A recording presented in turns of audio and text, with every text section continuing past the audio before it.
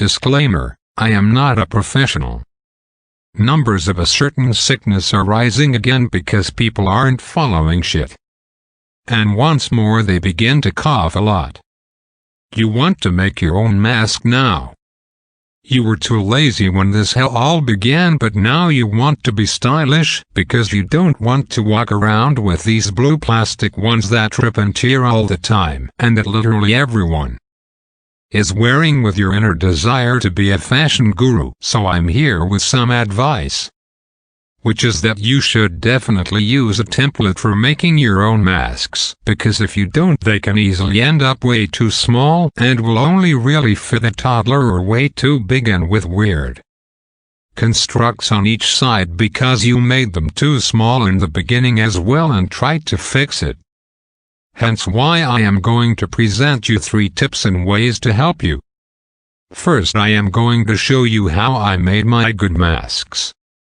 You are going to take 2 pieces of the next best cloth that looks somewhat nice and is about 20 centimeters wide and 15 to 20 centimeters high.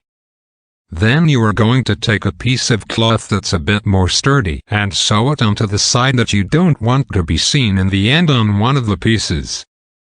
Thus we will protect your mouth and nose so that your cough and sneeze particles can't get out.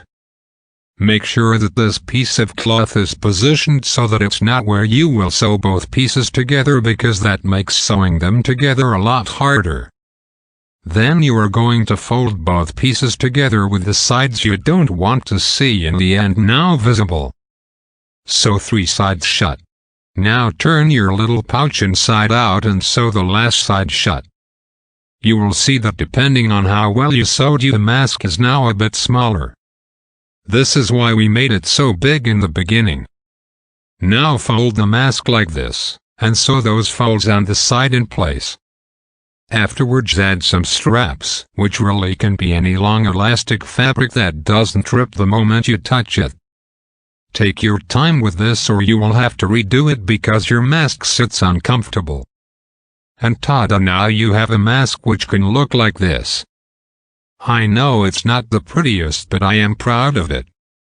Or another alternative is that you just take one of your old damaged store-bought masks and rip those little glued things to see how this mask was made, and then you recreate it.